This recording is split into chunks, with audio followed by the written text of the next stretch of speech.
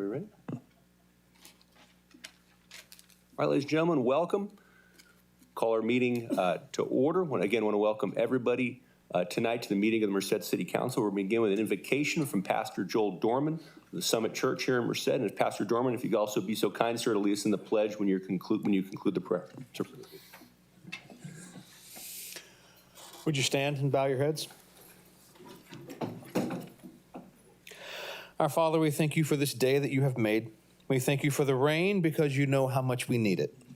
We simultaneously pray for those who are negatively affected by this rain, and thank you that you give us the chance to be merciful and gracious to our neighbors who might not be doing so well with it.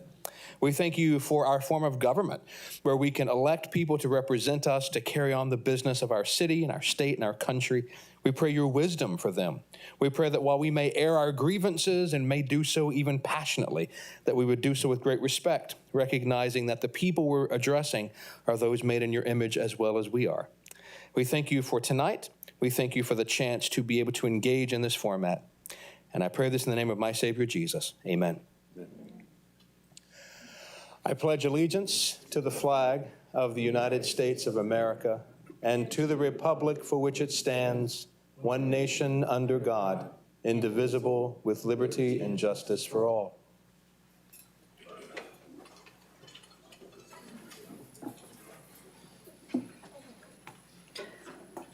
Okay, agenda item D, roll call. Councilmember DuPont. Present. Tao. Present. Harris. Present. Smith. Present. Zhang. Here. Mayor Pro Tem Boyle. Here. And Mayor Serrato. Here. Mayor, I'd like to remind the audience that if they wish to address the City Council, they must submit a green request to speak form located at the podium in the back of the chamber. Additionally, citizens can submit public comment to the City Council electronically no later than 1 p.m. on the day of the meeting. Comments received before the deadline will be sent to the City Council and will be part of the record and will be mentioned as part of the written petitions and communications portion of the agenda and will be posted on the city's website. Material may be emailed to cityclerk@cityofmerced.gov, and any correspondence received after 1 p.m. will be distributed to the City Council and retained for the official record. Also, for those audience members who wish to hear the council meeting translated into Spanish or Hmong, please let our interpreters know. Good evening.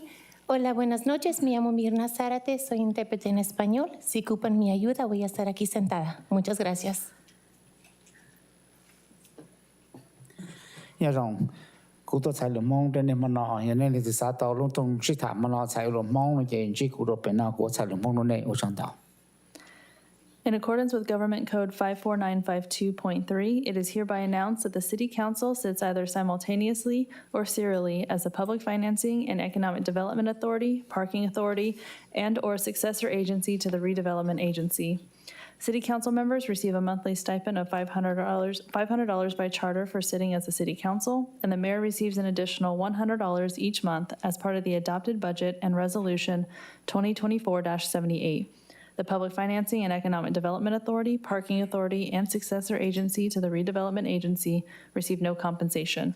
Agenda item E, report out of closed session.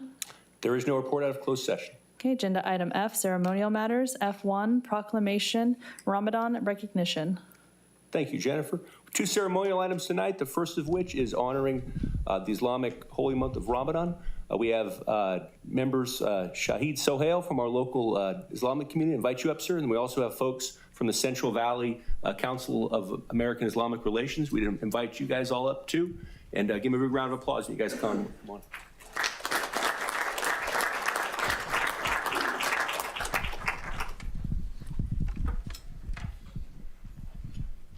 All right, I want to welcome all you tonight to our council. Come on. How you doing? Good. Thank you. How are you? How you doing? See? All right. All right, good evening, everybody. I want to welcome everybody tonight. We're here tonight to recognize the Muslim holy month of Ramadan. We have, as Shahid's been a huge part of it for a long time, a small but really strong and really productive Muslim community here in Merced. So, and Shahid comes and gives the invocation occasionally as well. So, sir, wanted to bring you, and then I want to thank you all for being here as well, and just give you a chance really quickly to tell us what Ramadan means to you and what it's all about. Assalamu alaikum wa rahmatullah. Peace and blessings of God Almighty be on you. I will, for Ramadan, I will just use one verse of the Holy Quran, which says what all about Ramadan. Bismillah ar-Rahman. Ya ayyuhallazina amanu kutiba alaykum as-siyamu kama kutiba alal lazina min qablakum la'allakum tattaqun. O ye who believe, fasting is prescribed for you as it was prescribed for before you, so that you may guard against evil. Thank you. So I just wanted to quickly, on behalf of our community, thank the Mayor of Merced, Mr. Matthew Serrato, and the City Council for this passage of the Ramadan Recognition Resolution. This thoughtful and meaningful act reflects the City of Merced's commitment to honoring diversity, promoting understanding, and uplifting the values that unite us as a community. Ramadan is the holiest month in Islam.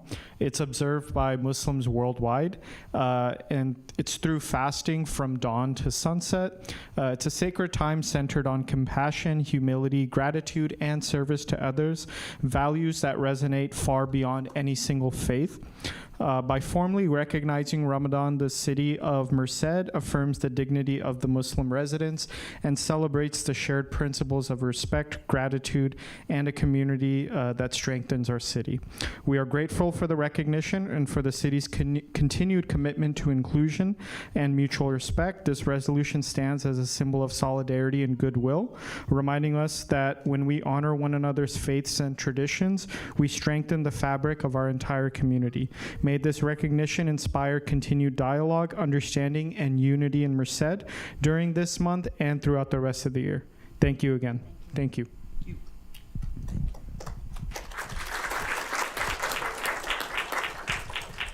I think you said it perfectly, too. Couldn't add any more to that. Let me see. Good. All right, here's our proclamation, ladies and gentlemen.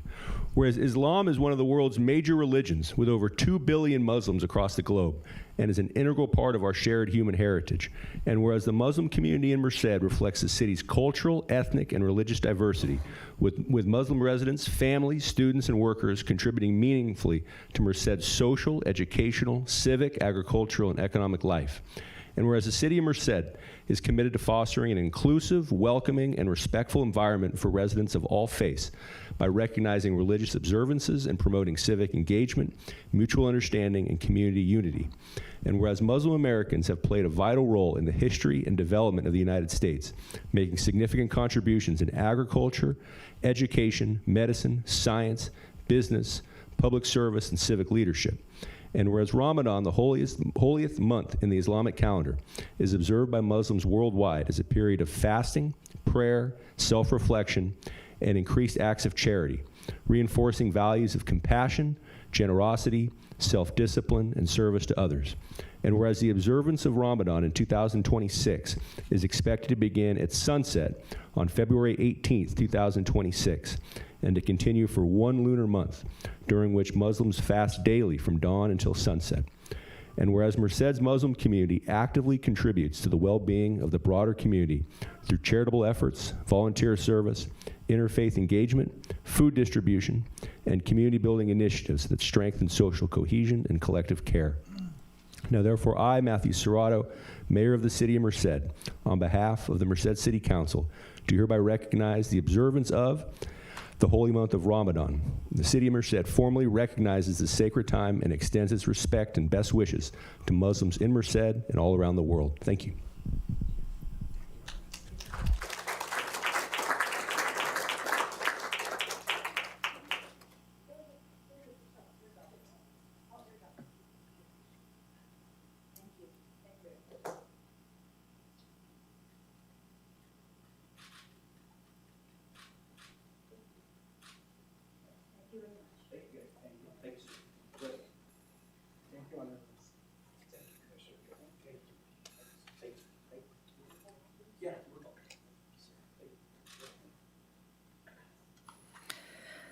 Okay, agenda item F2, proclamation honoring the history and contributions of Riggs Ambulance Service and the Riggs family. All right, thank you, Jennifer. We'll turn this one over to Councilmember Mike Harris. Thank you, Mayor. Tonight we honor the legacy of a very important family in Merced. Let's have them all come down. This is the Riggs family from Riggs Ambulance Service. We have a proclamation here from the city, which I'll read to you. It's a great picture. Whereas in 1948, Ken Riggs founded an ambulance service, and no, I was not in high school then, so Junior college. that would become a cornerstone of emergency medical care, including being the first ambulance service in California to stock oxygen on board, significantly advancing pre-hospital treatment. And whereas in 1949, the service further elevated standards of care by requiring advanced first aid training, demonstrating an early and lasting commitment to professional medical education. And whereas in 1955, Ken Riggs was appointed county coroner, a position he held longer than any other individual in California history, reflecting exceptional dedication to public service. And whereas in 1968, Ken Riggs was appointed by President Lyndon B. Johnson to the National Highway Traffic Safety Advisory Board, where he contributed to the national advancement of emergency medical systems. And whereas in 1974, emergency medical technician, EMT certification, became a requirement, and Ken Riggs was appointed by President Gerald Ford to the Committee of Emergency Medical Services, which played a critical role in implementing medical network radio frequencies that remain in use today. And whereas in 1980, leadership of the company transitioned to Craig Riggs, who guided the organization for the next 34 years, continuing its legacy of innovation and excellence. And whereas in 1985, Craig Riggs required mobile intensive care paramedic certification for pre-hospital providers, transitioning Riggs Ambulance Service into an advanced life support service, further strengthening emergency medical care for our community.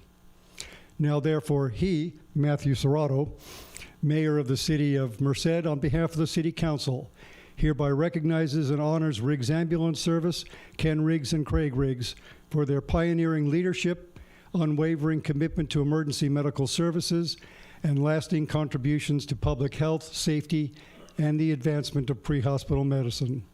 Signed this 17th day of February 2026, Matthew Serrato, Mayor of Merced. Congratulations.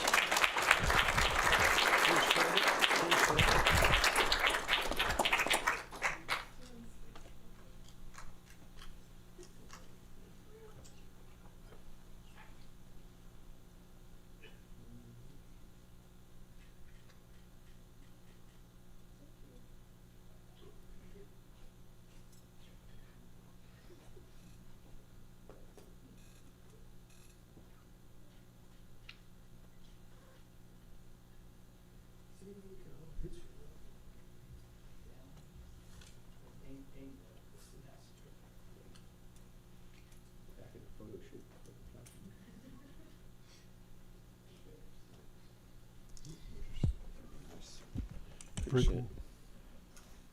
All right. Thanks, sir. Thank you. Well done, Councilmember Harris. Thank you. And thank you to the Riggs family for all your incredible work over the years. I mean, name is synonymous with Merced in so many ways. So thank you all. Okay, agenda item G, written petitions and communications. Mayor, the clerk's office received emails from Jerry Perez Chica and Strong Towns Merced regarding public comment. The emails were received by the 1 p.m. deadline. They were sent to council and posted on the city's website. Any emails received after the 1 p.m. deadline will be sent to council. Agenda item H, public comments. Members of the public who wish to speak on any matter not listed on the agenda may speak during this portion of the meeting and will be allotted 3 minutes. The mayor may propose a further limit to the time available for all speakers at the discretion of the city council in order to accommodate as many speakers as possible. State law prohibits the city council from acting at this meeting on any matter raised during the public comment period. Members of the public who wish to speak on a matter that is listed on the agenda will be called upon to speak during the discussion of that item.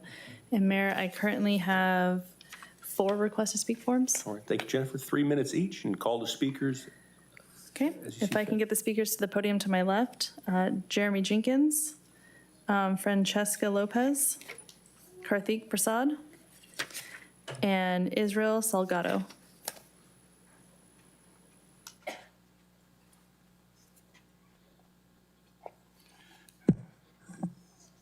Good evening, Mayor and Council. Evening, Jim. I haven't been up here in a long time. Okay. Riding a bike. My name is Jeremy Jenkins. I am here representing a newly committee, Merced Community Intercessors. We are a group of residents who love this city deeply, and we're committed to praying, supporting, and uplifting our community. Like many of you know, we felt the weight of the recent shootings, violence. A lot of families are grieving. Young people are hurting. Our city feels the tension. But tonight, we're not here to point fingers. We're here to extend a hand.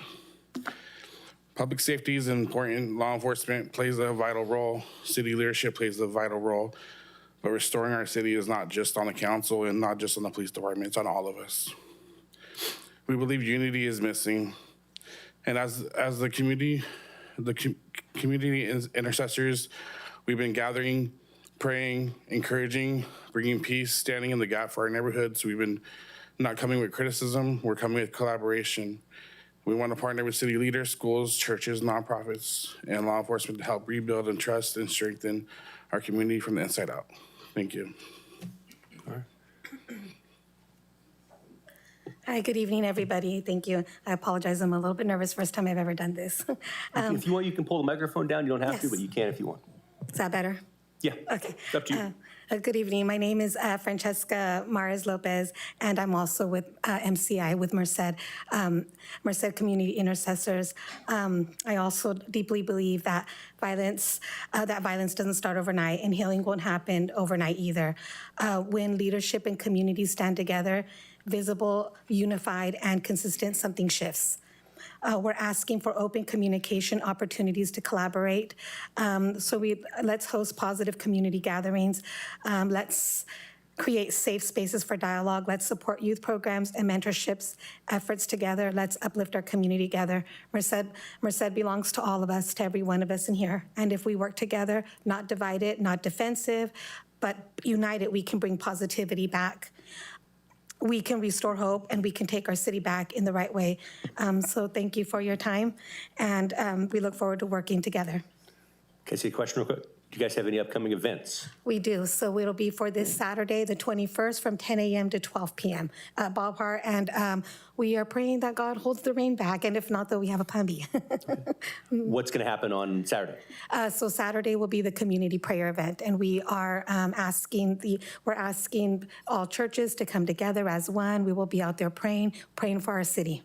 I love what you guys are doing. We'll see you Saturday. Thank you. Thank you. Appreciate it.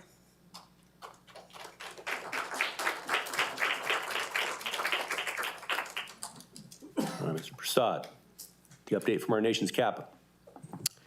Well, you're completely right about that, Mayor, Council, City of Merced. My name is Karthik Prasad here on behalf of Congressman Adam Gray, and it is with absolute great pleasure that I get to share that earlier this month, Congressman Gray has secured over $16 million in direct funding for projects in our district through the recently passed appropriations package, which includes funding for 15 projects after a very competitive application process.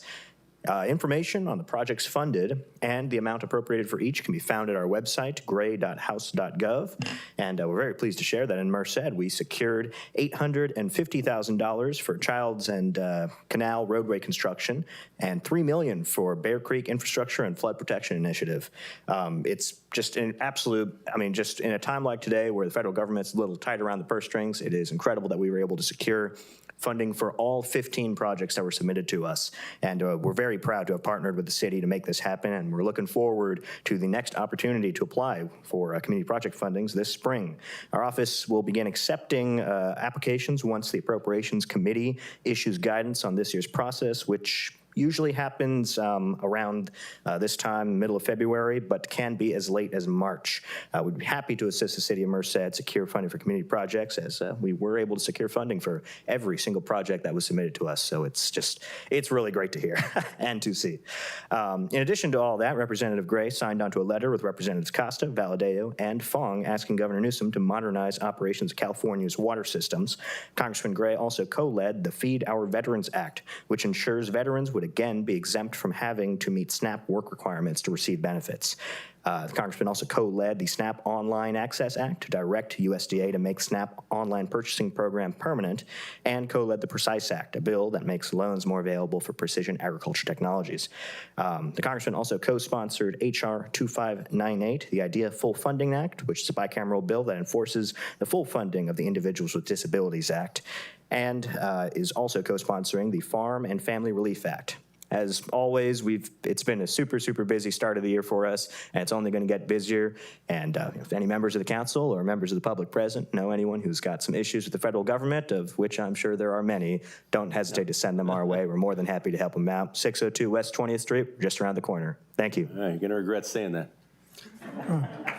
Finance sir. Director Rodriguez can take that $16 million check from you now.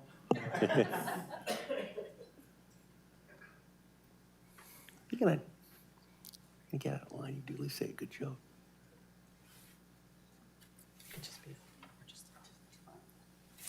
Thank you. Welcome. Thank you. Good evening, City Council. My name is Israel Salgado. I'm a resident here of Merced, and I'm here to continue to bring awareness plus an update about Merced Scholars Charter School. Again, this school is here in Merced, and it's a public school. And approximately 3 weeks ago, just to give you a little bit of a background, we had been told by MCOE that the school was going to be closing down at the end of the school year.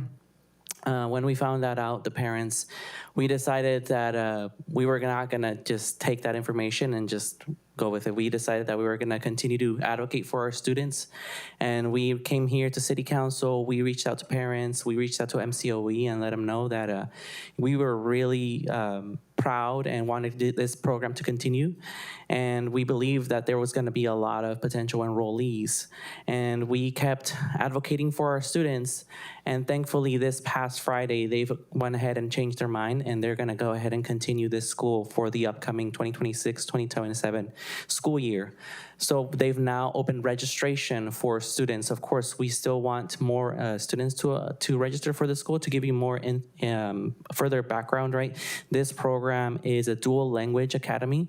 It offers instruction in both English and Spanish, 50% and 50%. And it could also offer for Hmongs, 50-50 Hmong English. So what I want to do is potentially continue to advocate for this program, continue to bring awareness to it, and hopefully we can get more parents and families knowledgeable about this program and enroll their children. Just to give you some registration dates. So from tomorrow, Wednesday, until March 6th, they're going to be doing enrollment at 1850 Wardrobe Avenue, P Building here in Merced, from 8:30 a.m. through 2:30 p.m. For people that will be registering for the first time. So again, if you or anybody that may be interested in this program, if you want to raise awareness of this, again, I also want to thank everybody. We heard from MCOE directly that they had been getting told by other council members, members of the community. So we really appreciate you advocating for us. And we are really excited to keep this program going. And again, I just want to make sure that this program can be successful, not just for this next year, but for the long run, because we believe that it's very important for our children that they do have a dual language education, because we believe that that'll make them successful for their long-term career. Thank you. Okay, thank you, sir. Appreciate your advocacy. All right, Jennifer, anyone else for public comment? I believe that's all we have, Mayor. All right, thank you. Takes us to consent. Okay, agenda item I, consent calendar. Are there any items on the consent agenda that any members of the council would like to see pulled for separate consideration?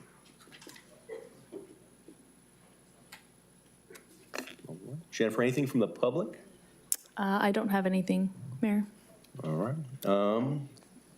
I don't want to jinx it, but is there a motion or any discussion with respect to the consent agenda? Motion. Second.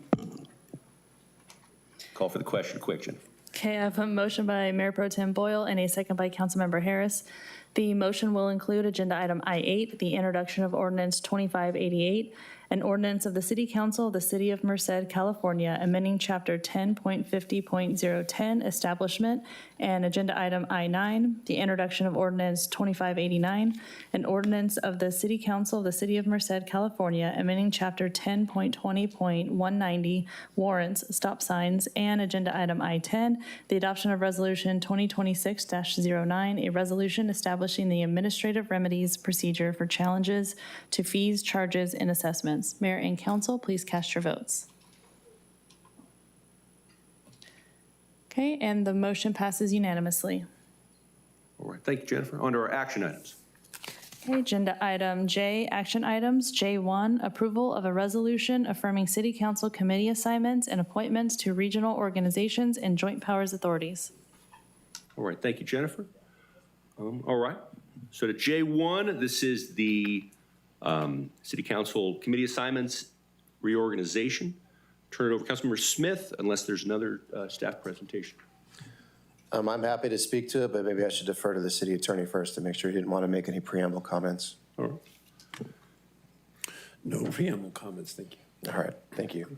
Councilor Smith. First of all, I appreciate the chance to address the council with one of the items I brought forward early in the meeting. Usually I'm doing this at 10:30 when I start losing it.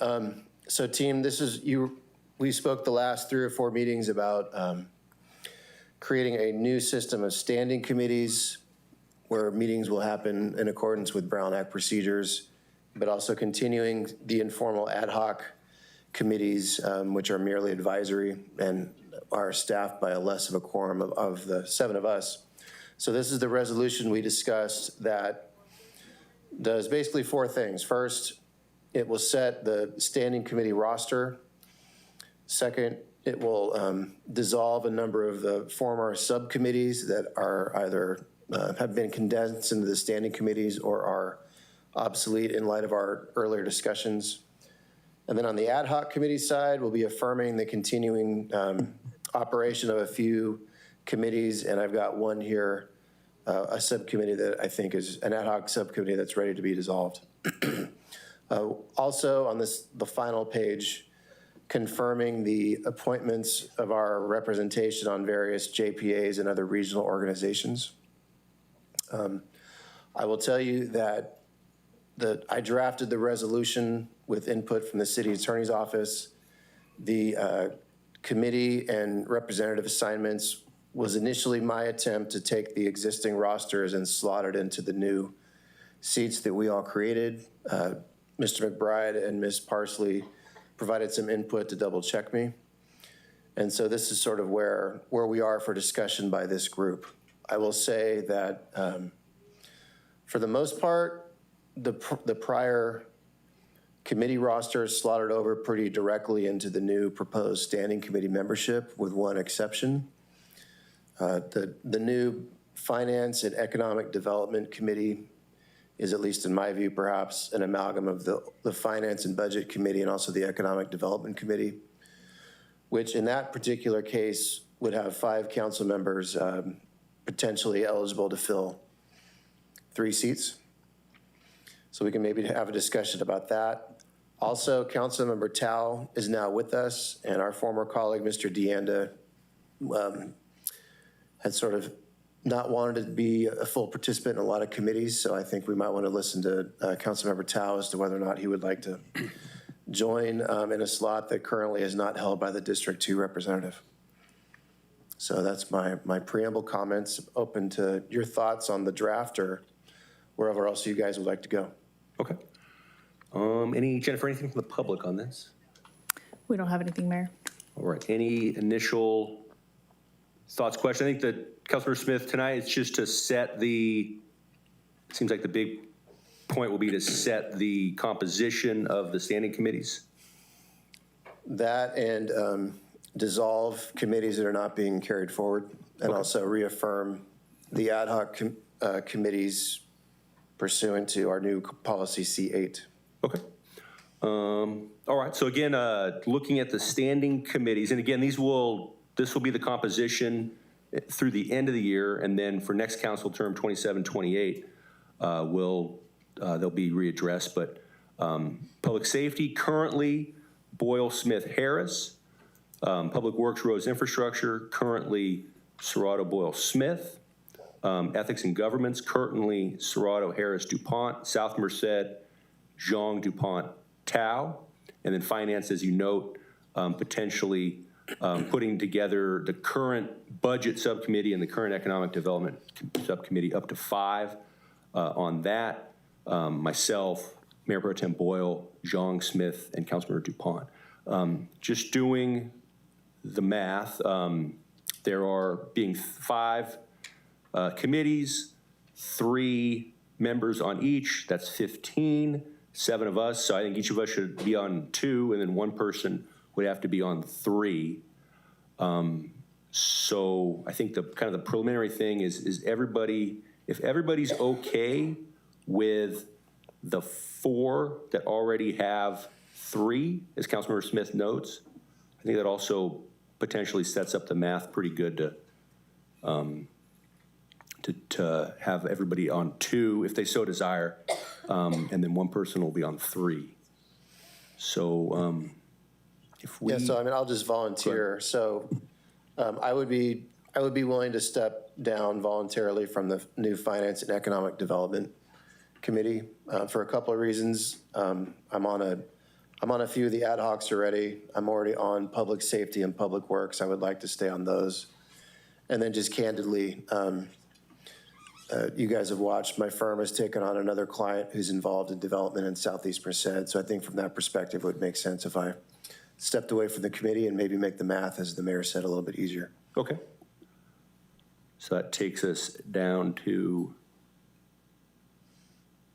1, 2, 3. All right, I can step back from that too. If we have Boyle, Zhang, DuPont on that, then that leaves, I think, Darren, is that 3 for you then and 3 for Sarah?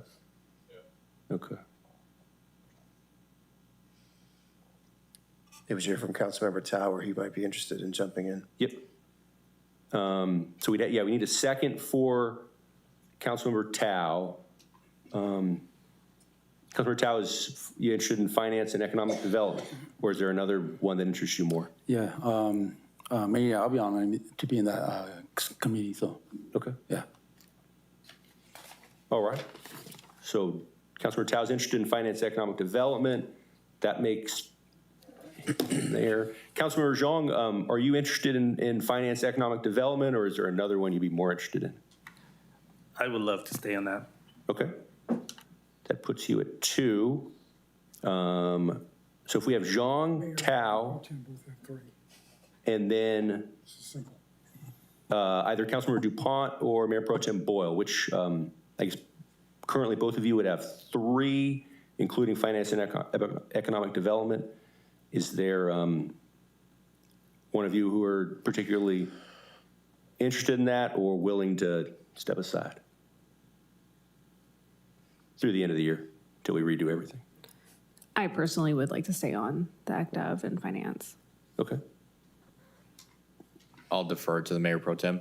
Okay. All right. I think that makes it easy. That gives Sarah 3, and then everybody else has 2, if I'm not mistaken. All right.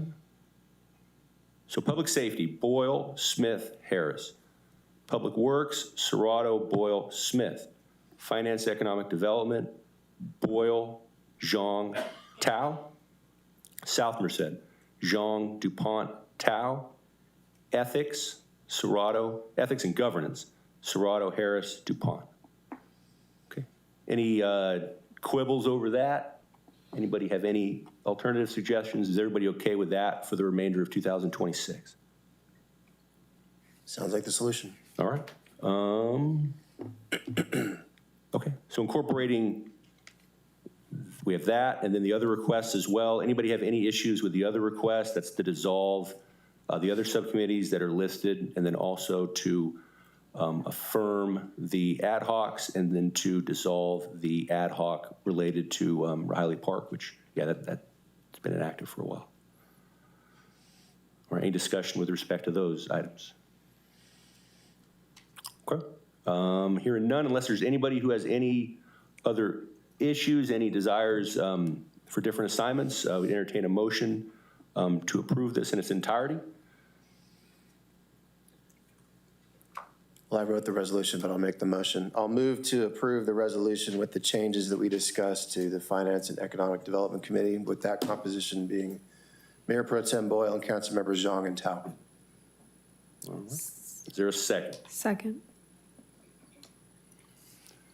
Okay, I have a motion by Councilmember Smith and a second by Mayor Pro Tem Boyle. The motion will include the adoption of Resolution 2026-12, a resolution of the City Council of the City of Merced, California, affirming assignments to City Council committees and appointments to regional organizations and joint powers authorities.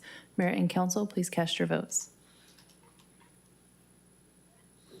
Okay, the motion passes unanimously. All right, thank you, Jennifer. Thank you, Councilor Smith. Thank you, Council. J2. Okay, agenda Couple of Chevy item. Silverados. Okay. Agenda item J2, approval of a supplemental appropriation in Fund 7006, Fleet for Replacement, and approval to purchase two 2026 Chevy Silverados 2500 HD four-wheel drive crew cab work trucks for $63,167.50 each from National Auto Fleet Group for $126,334.99 plus a 10% contingency of $12,633.50 for a total not to exceed amount of $138,968.49 for the fire department to replace vehicles F946 and F979. Thank you, Jennifer. All right, gentlemen, what say you on the purchase of these two pickup trucks? Yeah. Mayor, I think you may be familiar with Battalion Chief Jeremy Franklin, but I don't know that you see Cosmo here very often. So I know Cosmo's here this evening. He comes periodically. He's a great guy to have before us. He's our fleet manager. So I just want to acknowledge his hard work for this and other items. So thank you for being here, sir. I know we've got Juan here, but Cosmo's handling this item tonight. Thank you. Thank you, Mr. Brad. Thank you.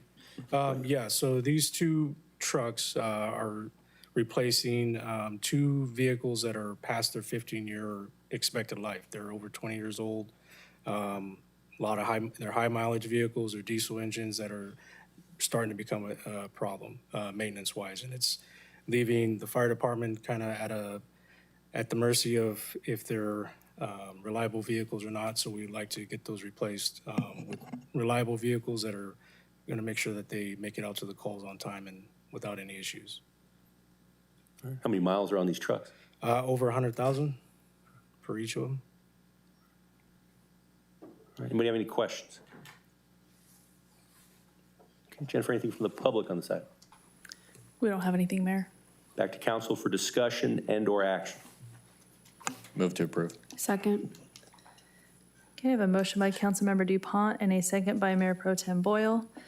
The motion will include, I'm sorry, Mayor and Council, please cast your votes. And a 5-vote item for the record. Correct. And the motion passes unanimously. All right, thank you, Jennifer. All right, thank you, gentlemen. Okay, agenda item J3, approval of a services agreement with Social Policy Research Associates in the amount of $49,075 to perform a local evaluation report for the city's California Violence Intervention and Prevention CalVIP Cohort 4 grant program. All right, welcome, sir. Good evening. My name is Sarah Knuster, Management Analyst, and I'm going to give you a brief background on the grant program.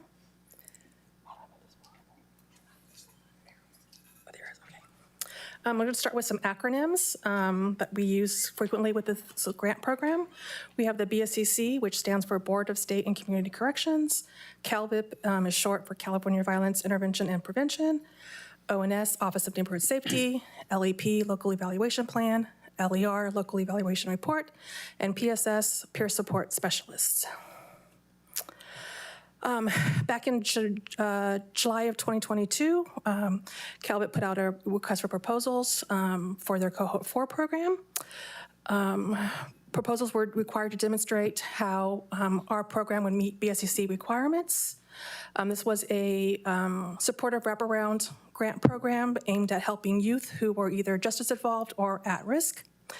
5 cities and 22 community-based organizations received the grant funding.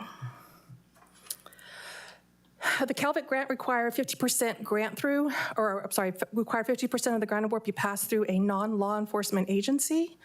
This was met by creating the Office of Neighborhood Safety Division within the City Manager's Office, thus the ONS. And staff received approval from BSAC on July 14th, 2022 to allow us to create this division within the City Manager's Office to meet that requirement. Our program is called Pathways to Success. It would provide mentorship for at-risk or probation-involved youth through weekly one-on-one meetings and monthly group sessions. We have an MOU with Merced County Probation Department. They would refer the youth to our peer supports. So they provided the mentorship and the interactive journaling, critical thinking, and assisted with employments. Mentorship and the interactive journaling kind of helped them, the youth, understand what got them into the situation and how they can get out and make better life decisions. The grant also allowed us to provide financial assistance by way of gift cards for food, clothing, hygiene items, school supplies, and transportation. When we first started the program, we had originally asked for 4 peer supports. We were not able to hire that 4th peer support, so we had salary savings. We decided to incorporate the outdoor recreation program that Parks and Community Services had started under Prop 64. We incorporated that program into our program, and a recreation coordinator from Parks and Community Services came on board for the Calvert program and provided outdoor recreation programs. So these are some of the areas that our youth went with the peer supports and the rec coordinator. The youth definitely enjoyed the Quarry Park Adventure, which is a rock climbing place. Youth loved that. This is a reimbursement-based grant, so quarterly invoices are submitted to BSCC. Once they're reviewed and approved, then we received reimbursement. The city did not receive any money up front. At the beginning of our grant program, we had to submit a local evaluation plan, an LEP, describing our outputs, outcomes, and impacts. We focused on social and emotional learning skills, prevention and intervention resources, mentorship meetings, and providing employment assistance. Outcomes, we wanted to improve the social emotional learning so they could have better moral reasoning, manage their anger, reduce aggression, improve self-esteem, have better relationship with their peers, and better relationship with their family members, and then allow them to be able to learn vocational skills to have employment. And then the impacts were their lower rates of recidivism, reduced youth crime involvement, and overall community well-being. So the local evaluation report, it needs to evaluate how well our program did, and they're going to be evaluating on our LEP, the outcomes and outputs and the impacts. And then we have several different stats that they're going to use to determine the effectiveness of that. For the request for proposal for the consultant, we advertised on December 11th. It closed on January 8th. We received 7 proposals, and they were viewed and scored based on 6 criteria.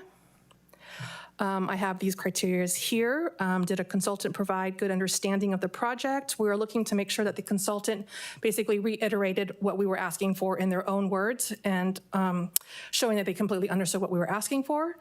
Was it reasonable and feasible? Did they have the necessary capacity? Did they have enough staff to do the work? Do they have the experience? We were looking specifically for someone who worked with BSCC, so they understood the criteria that BSCC requires. And then we were also hoping to find someone who has worked in Merced County, so they were familiar with our demographics. Of course, necessary qualifications, what kind of data analysis are they used to having to do in their programs? What kind of report writing have they done in the past and with other companies nearby? And of course, the fee proposal is when the allocated budget. Our allocated budget is a little over 5% of the total grant. So we did $49,000. Can't remember, I think $478 was our grant budget. The proposal came just under our grant requirement or grant budget. So here's the summary sheet and how we scored them. Based on the criteria, we weren't necessarily looking for the lowest proposal. We were looking for their expertise, their qualifications, and that they didn't go over the budget. So as you can see by our scoring, Social Policy Research Associates scored the highest. And that's it. Questions? Questions for Ms. Knust? Jennifer, anything from the public? We don't have anything, Mayor. Get back to council for discussion and a motion. Motion. Is there a second? Second. For discussion. Just want to make one comment. I saw this mentioned on the, what we did with this money was mentioned on the street news. So I just want to, the street news, if you're watching right now, please keep a close eye on this because this is the transparency document that talks about all the good work that was accomplished through this grant. All right, call for the question. Okay, I have a motion by Councilmember Harris and a second by Mayor Pro Tem Boyle. Mayor and council, please cast your votes.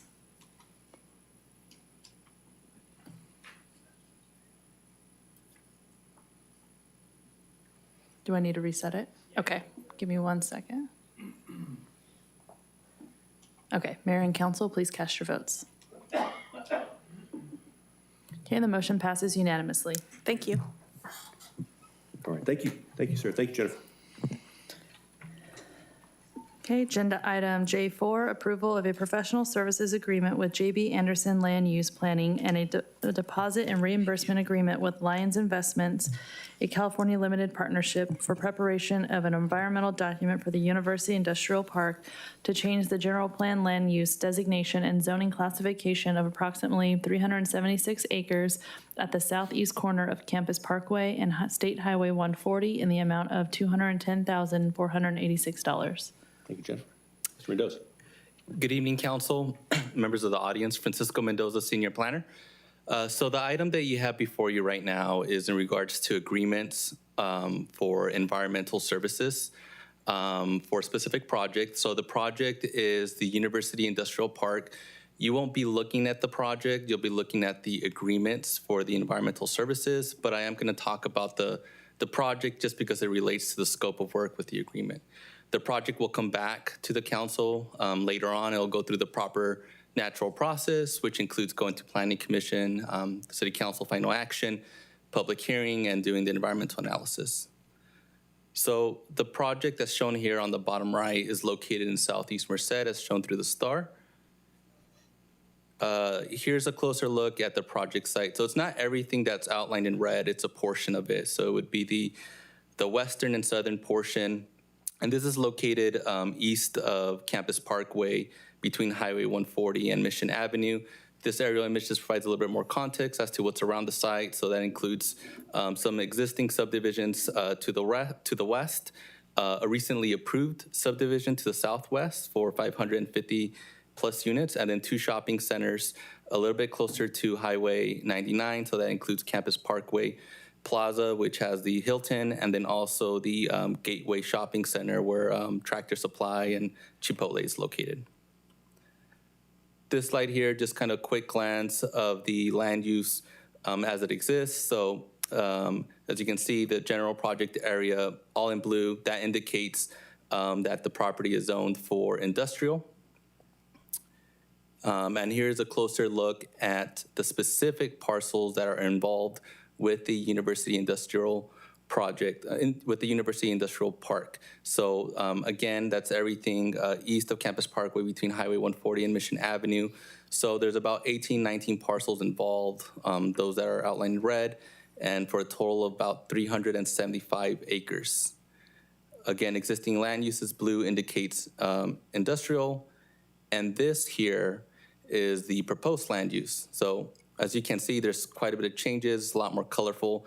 It's a more dynamic land use plan. It's comprehensive in the sense that typically we just see a request to change 1 site or 2 sites. This is a much greater change over a much greater area, 375 acres.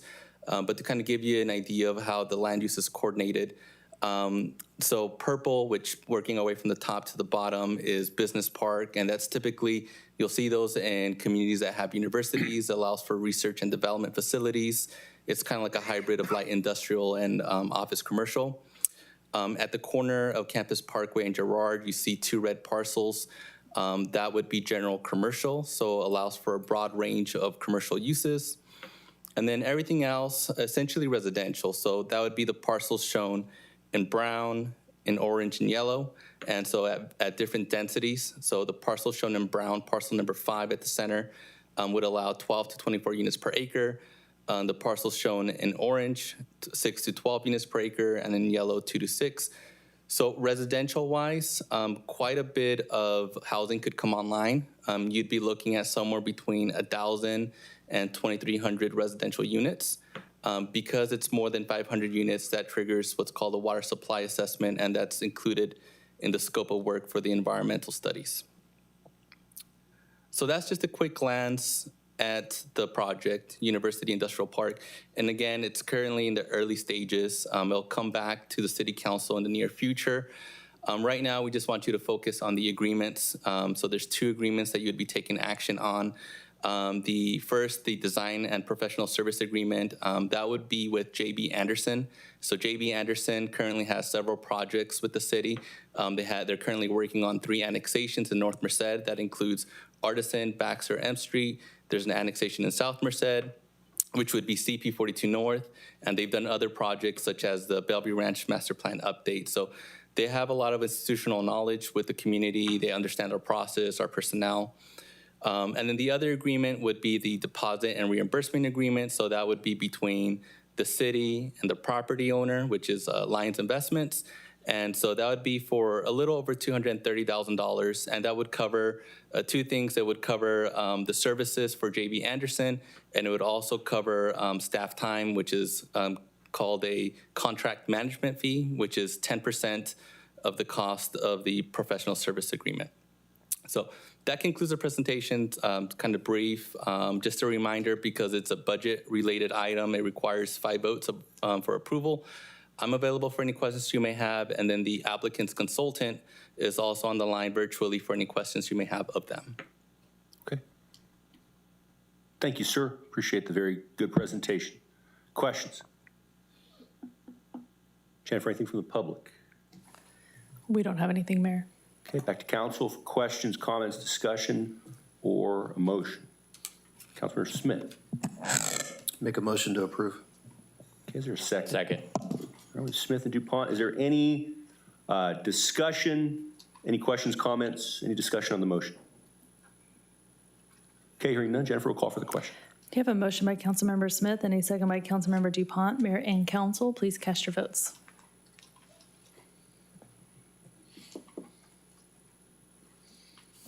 Okay, and the motion passes unanimously.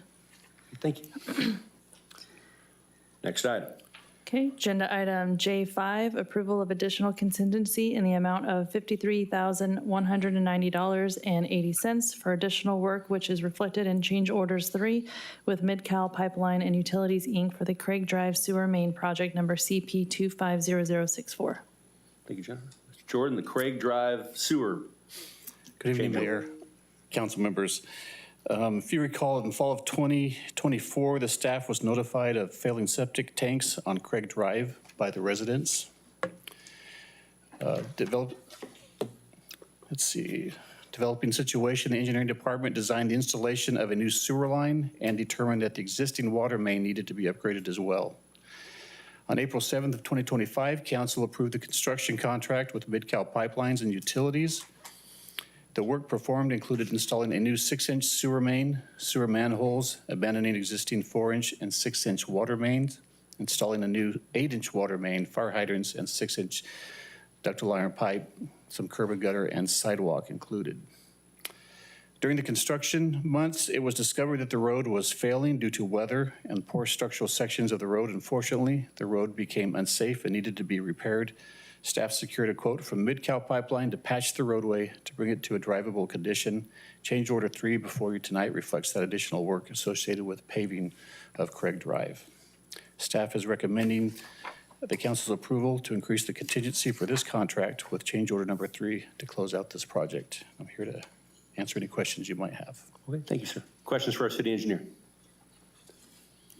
Anything for the public? We don't have anything, Mayor. All right, ladies and gentlemen, this is your chance to speak on the Craig Drive Sewer Project, if anybody's interested. Okay, seeing no takers, back to council for discussion or motion. Councilor Smith. Thank you. I know nobody really likes to hear change order, and it's only $53,000, but ask my colleagues for their support for a pocket of District 4 that was not brought into the city at the standard that we would expect of a city neighborhood these days. You know, some real horror stories about sewers that I will spare everybody, but I appreciate your support for this item. Move to approve. Second. Okay, I have a motion by Councilmember DuPont and a second by Councilmember Harris. Mayor and council, please cast your votes. And the motion passes unanimously. Thank you, council. Thank you, Thank you, Joe. Okay, agenda item J6, approval directing staff to draft for city council consideration an ordinance amending chapter 9.08 gaming to align with current business and professions code sections 19961.07 and 19060. Thank you, Jen. Good evening. Oh, Mr. Cornwell. Mayor and council, I am excited to not be bringing you a item from the city attorney's office. Our chief deputy will be speaking to you, Rhonda Lucas, and she has come on board since last September, I believe, and has done an excellent job. So looking forward to the presentation. Thank you. All right. Welcome, Rhonda. thank you. Good evening, Mr. Mayor, city council members, Mr. City Manager, and Mr. City Attorney. We currently have in Merced City Ordinance allowing for 12 total card tables at 2 card rooms.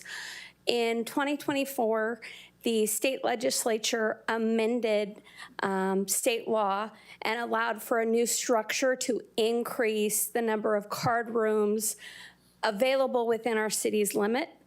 The representative of the sole operating, currently open card room proprietor reached out to the city and requested that we consider amending our ordinance to conform with the new state law.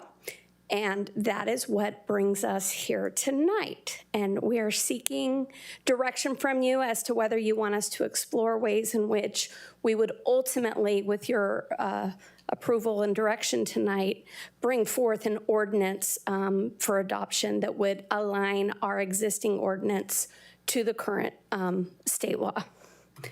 So our existing ordinance in relevant part is found at chapter 9.0802E. It's sub E that we talk about and would be focused on.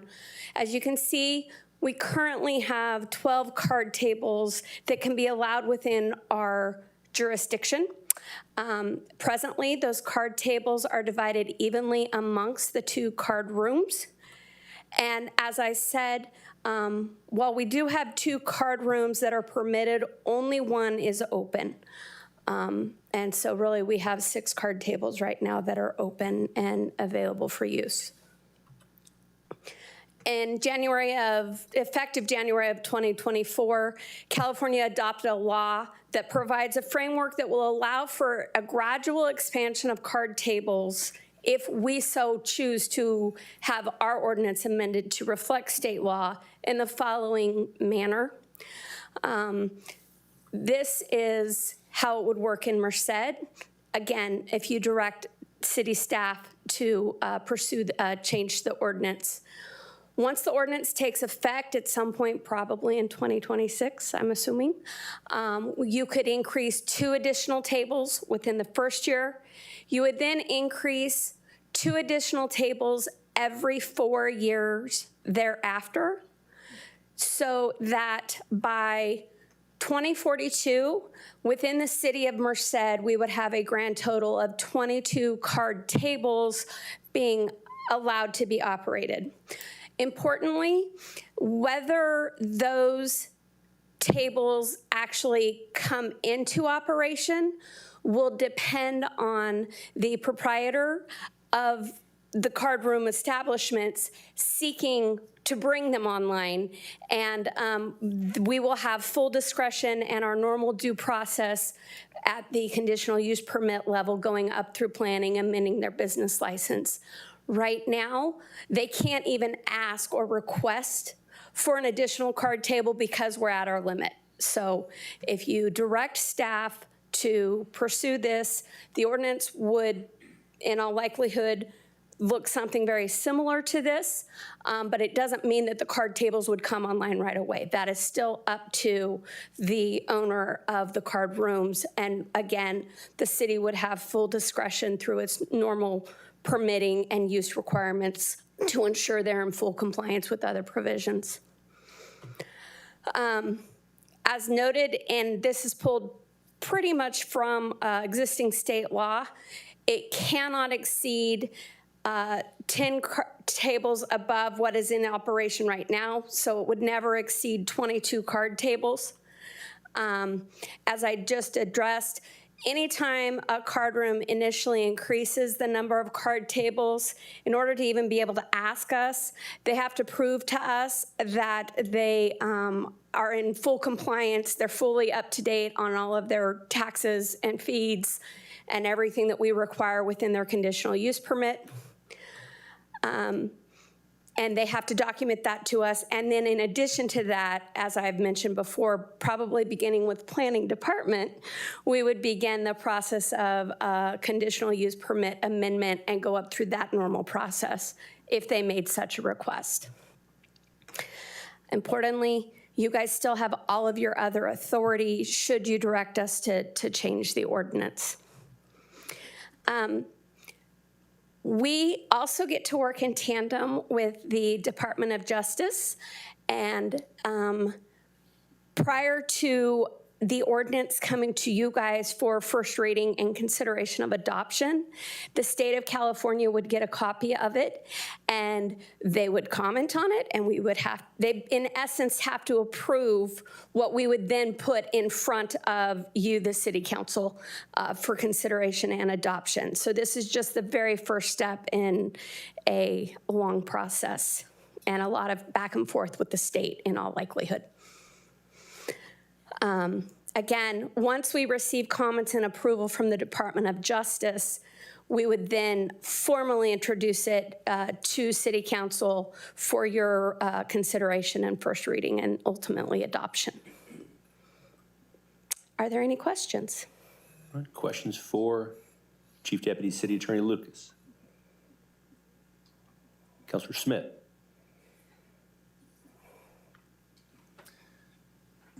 Thank you, Ms. Lucas, for the presentation. This is one of those like legal problems I just love to talk about.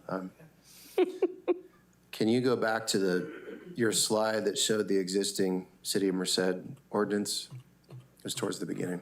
Yep. Oh. Thank you. So this is a bit of a epistemological question, but if the council gave direction to revise the ordinance to increase the number of card rooms, would we not be out of compliance with our own ordinance that requires the majority vote of the city voters to increase the number of card rooms, and why is that? Because when you made amendments to existing code, you put that requirement on yourselves via ordinance when you adopted the ordinance as a requirement of then state law, Business and Professions Code that they've since amended. So because you put it on the city as part of your ordinance process, you can remove it as part of your ordinance process in compliance with the new and amended state law. Okay, good. No, fair point. Just want to make sure nobody's going to be able to accuse us of doing an end around our own ordinance. I never liked that. I struggled with that before. I thoroughly researched that before I came before you. Okay. What can you tell us? I mean, we're down to just Casino Merced in operation. Yes, sir. Is that right? What can you tell us about, and I really don't know, but what is Casino Merced's, how is their compliance with our other regulations? Operating in accordance with their own conditional use permit, is there a structure up to code, those sorts of things? It's my understanding, based on preliminary research and talking to their representative who made this request, that they have been an excellent partner. I could not come across any outstanding issues either with city police department or the planning department, and they are current with all of their fees and taxes. And I found nothing in the record indicating that they were anything but a good proprietor. Okay, that's fair. I don't want to put him on the spot, but I think I saw Chief Stanfield shaking his head in agreement, as far as he knows. Yes, Councilmember Smith, we were trying to recall the last time we even had a call for service there. So this establishment is really never on our radar. We were kind of saying it requires less police response than like a bar. You know, just putting that into context. We're trying to think of how we could quantify that for you, but very limited calls for service. I mean, we do have an occasional call for service there, but we have occasional calls for service at a lot of places. It's nothing of concern for us at all with the establishment, the business. They've been good partners. As far as we know, they operate within compliance with us, and they've been a good partner to the police department, and we really don't have any issues at the card room at all. Okay, no, thank you. So that we have a non-operating card room that is soaking up half of the available card rooms in Merced. Yes, sir. Is that business no longer in existence and nobody's expunged the permit? I mean, how do we end up with that situation? Well, my understanding, based on comments made by the entity that reached out and asked us to consider bringing this item before you, that firm represents both of our proprietors. And my understanding, again, I did not independently verify, but based on what I was told, is that that proprietor, who is not in operation, uses it as a business strategy. They obtained the conditional use permit and license, and they have another card room in a different jurisdiction. And so as a way to ensure and drive business where they want it, they have no immediate plans of opening the room in Merced because their other operation is doing well, and it's outside of Merced's jurisdiction. I don't know where it's located. Well, maybe that's something else we want to look at some other time. That seems to be a bit of a waste from the city of Merced's perspective. But I understand this isn't, Ms. Lucas, something that you look at, but I mean, to me, you know, if half of the card room allotment is sitting vacant, there's a business solution that Casino Merced could pursue to get that capacity, right? It's my understanding, looking through the files, researching this, that back in, please don't quote me for sure, but I believe it was 2017 or 2018, the card room, Casino Merced, did attempt to increase their number of tables. And at that point in time, the state of California, again, Department of Justice, Bureau of Gambling Control, shut them down because the way our ordinance was written, it didn't make a distinction between operating card tables and operating card tables. And they said since it was a hard cap at 12, there was no room to even consider giving Merced card room additional tables. And at that time, state law required voter approval, so they just had to withdraw their application. And I don't know if Merced considered amending. I don't know, but they did try and get a work around that in either 2017 or 2018 and were shut down by the state of California. Yeah, no, fair, and I want to stay focused on the issue you presented to us, which is whether or not we should agree to expand the number of tables consistent with state law. But it sounds like, I don't know if Casino Merced is here, but it sounds like they feel like they've got the demand for 2 or 3 more card tables over the near term. So, okay, well, those are all the questions I have right now. Thank you very much. Thank you. Rondo, so if we do, if we increase 2, do they specifically go to, say, for example, Casino Merced, or are they just in kind of a general, amount that could be used by both? Would love direction from you as to how you would like me to draft the potential ordinance. They don't have to specifically go. We could contemplate inserting language operating card tables to make it clear. I could research that. Really, that is at the discretion of us, with the caveat that the state of California Department of Justice will be weighing in on whatever we draft. So at this point in time, I didn't find anything that would indicate it had to go evenly between the operating tables like we have in the past, but Yeah, they can all go to one instead. They could all go to one. We could say in operation, perhaps, you know. All right. Anybody else? Jennifer, anything from the public? I asked that already. We don't have anything, Mayor. Thank you. All right, back to council. Further discussion or motion or questions?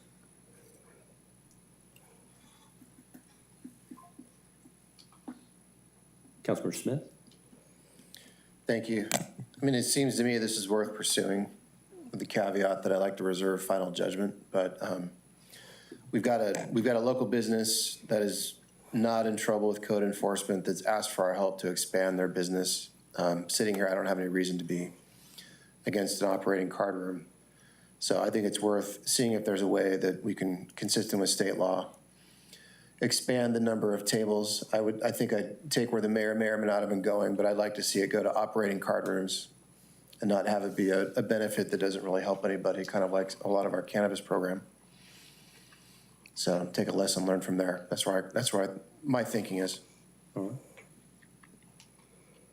But you have similar thoughts or different thoughts? Okay. Mayor Pro Tem Boyle. Yeah, I would say similar thoughts in operating versus non-operating. I would feel horrible if the non-operating were able to snag 2 extra tables and then the one that's operating doesn't get it. So I do agree with that. Councilmember Harris. Thank you, Mayor. I'll make a motion to expand in accordance with state law and specify operational tables. Second. Motion second. Any discussion?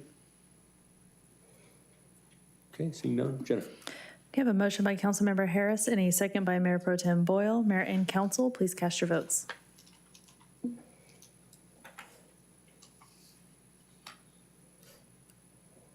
Okay, the motion passes unanimously. Thank you. Thank you. Well done. Okay, agenda item K, business. K1, request to add item to future agenda. Okay, starting on my left, Councilmember Tao. Anything for a future agenda, sir? No. Councilmember Smith. Nothing today, thank you. Councilmember Harris. Nothing, thank you. Councilmember Jean, future agenda? Nothing tonight. Councilmember Dupont. Nothing tonight. Mayor Pro Tem Boyle. Nothing this evening. Okay, nothing from me either. Okay, agenda item K2, city council comments. Okay, starting again on my left, Councilmember Tao. No comment. Councilmember Smith. Nothing today, thank you. Councilmember Harris. It was a pleasure to attend several openings today and this week. You were at most of them on time. Most. But it's a pleasure to see new businesses opening. I have no doubt that with the support of Mayor Pro Tem Boyle, Ulta Beauty will do well. And the Canella's food truck, with the support of all of us, will do very well. Thank you, sir. Councilmember Jean. No comment. Councilmember Dupont. Nothing tonight. Mayor Pro Tem Boyle. Yeah, I have similar comments as my colleague, Councilmember Harris. Very exciting things happening in District 5 with some grand openings of Five Below and Ulta, and we're seeing a lot of life over in the mall area, so it's very exciting. Definitely took advantage of the 20% off of the opening weekend at Ulta, and also Five Below. Councilmember Harris got some Oreos, and Mayor Serrato got a travel pillow with strawberries on it. Yeah. Strawberry shortcake. Strawberry shortcake, thank you. And so it's very exciting, just driving by, just seeing that parking lot full. It was something that I campaigned about in 2020. I was very, very, very, very passionate about, so very excited about that. So Mayor Serrato gave that travel thing to a young child, which was very impressive. You're so sweet. They related. All right.